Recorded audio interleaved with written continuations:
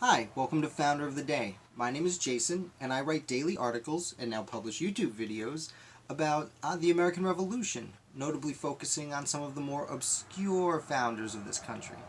Uh, Today, I am going to cover what I've been doing with these first few videos, which is the founders we don't really remember today, but in their time were luminaries, just kings among men, so to speak, when it came to the men in the room creating this nation. Uh, I'm going to start today with a little story. When I was in college, I took a class called Jeffersonian Democracy, which focused on Thomas Jefferson and his agrarian arguments against Alexander Hamilton during the Washington administration. Now, the result of this, the final paper I had to write, was I had to go find a more obscure founder and write about them. Sound familiar? That's what I do today. But what I did at the time is I took the Declaration of Independence and I read the names on there and I said, there's a lot of people here. So then I read the Constitution, more specifically the names that signed it, and I noticed, some of these people signed both. And then I looked at the Articles of Confederation and realized there were a few people who signed all three. So I went back to the result of the First Continental Congress, which we often forget. The First Continental Congress was very short compared to the Second Continental Congress. And the result of it was the Continental Association, which initiated a boycott against British goods. Excuse me. And I quickly realized there was one name that appeared on all four documents. And that name was Roger Sherman. And I, of course, wrote my paper and gave my presentation on Roger Sherman and fell in love with the founders. So, Roger Sherman is quite possibly my favorite founder. I hold him very close to my heart. So, I think today we'll go back and look at what the role that he played, which was a humongous role in the founding of the United States. Now, whenever I start talking about Roger Sherman, I like to point out how similar his story is to that of Benjamin Franklin. Just like Franklin, he was a self-made man, came from a lower to middle class family, but his father died when he was fairly young, and he was forced to take charge of his siblings and mother and care for them. He moved from Massachusetts at that point to Connecticut, apparently on foot.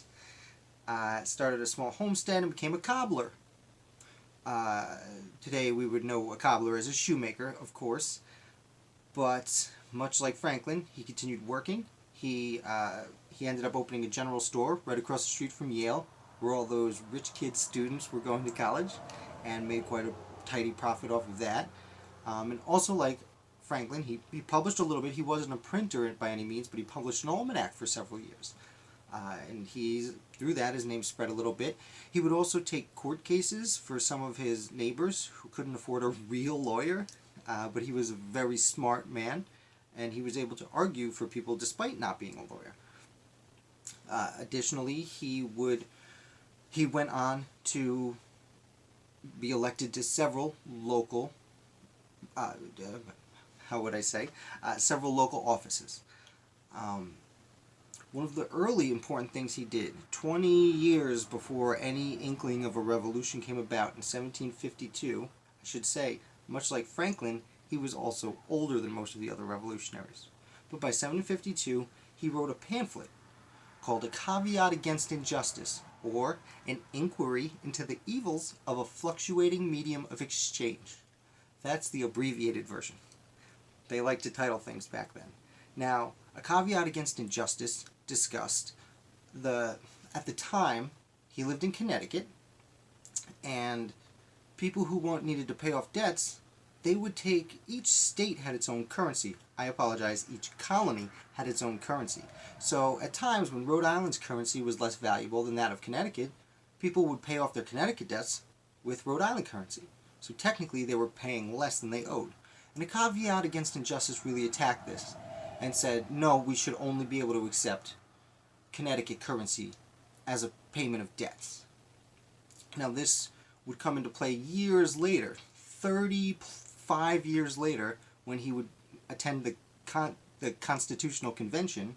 He again made this argument, and him pushing this idea, as opposed to only accepting Connecticut currency, with the Constitution, it was, we'll just have one United States currency, and that way we won't have this problem anymore. Either way, it's different solutions to the same problem. And actually, during the Constitutional Convention, Roger Sherman was the one who would really push for the addendum that said payments of debt will only be accepted in silver and gold. And now we are no longer on the silver or gold standard today. I am not making an argument for or against that, but there are people who argue today that we should be on the gold standard. And that argument in America really comes from Roger Sherman, whether people know it or not.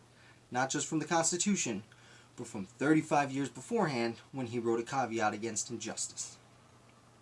And now I always have to make note of that with Roger Sherman because it's a huge moment in his life, and it really kind of defines where he's coming from when we get into the revolution later, and fairness between currency and taxes and that kind of thing.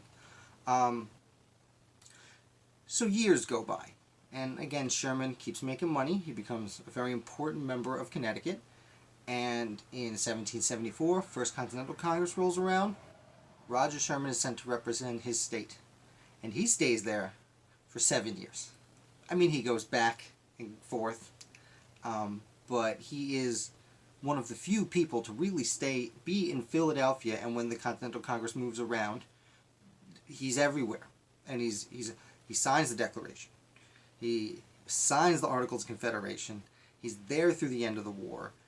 He does return after that to be elected the first mayor of New Haven. And then 1787, he, of course, attends the Constitutional Convention, where, like I said, as before, among many other things he did there, he really pushed for the gold standard and the silver standard, because he has seen how a fluctuating currency, how inflation and deflation and other currencies could really destabilize a community. After that, Roger Sherman is, of course, elected as an inaugural member of the United States House of Representatives, where he serves for 2 years, followed by getting elected to the second session of the United States Senate. Now, he would serve there a few years and pass away shortly thereafter, but I do want to acknowledge that I had referenced that he was like Benjamin Franklin earlier. When they were voting for independence in 1776, Benjamin Franklin was one of the oldest men there. He was a wise sage that they looked to for guidance. Unfortunately, by the Constitutional Convention, Benjamin Franklin was there also, but he was in his 80s, and he was kind of losing some of his how would I say, vigor, and some of his mental capacities seemed to be slipping a bit. Roger Sherman, born in 1721, was after Franklin, was the oldest man at the Constitutional Convention. He also spoke. He was one of the top 5 speakers there. He took the floor a lot. And like Franklin for the Declaration, Roger Sherman was looked at as one of those wise, cooling sages at the Constitutional Convention. Now, although I did note how important his financial ideas were, when it really breaks down to it, the most important thing Roger Sherman ever did was the Connecticut Compromise, also known as the Great Compromise. Yes, in United States history, the Great Compromise was organized by Roger Sherman. There were a few other delegates, his fellow from Connecticut. There were a few other people involved, but he was the real great person in this compromise. And the problem was, during the Constitutional Convention, things had hit a standstill, because certain delegates, usually from larger states, wanted representation in the House of Representatives and in the Senate to be by population.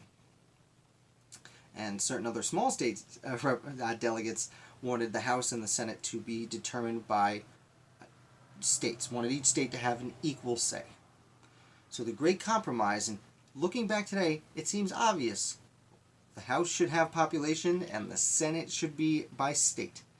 But that was not so obvious back then, and Roger Sherman put together the compromise, which led to the United States having a House of Representatives that was based on population, and a Senate where each state gets 2 people.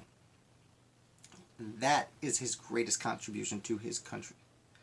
Now, I do want to say, I have a few quotes here, because Roger Sherman, unlike some of these other polished hoity-toity founders, was I don't want to say a kid from the streets, but he was definitely didn't necessarily have the education everyone else had.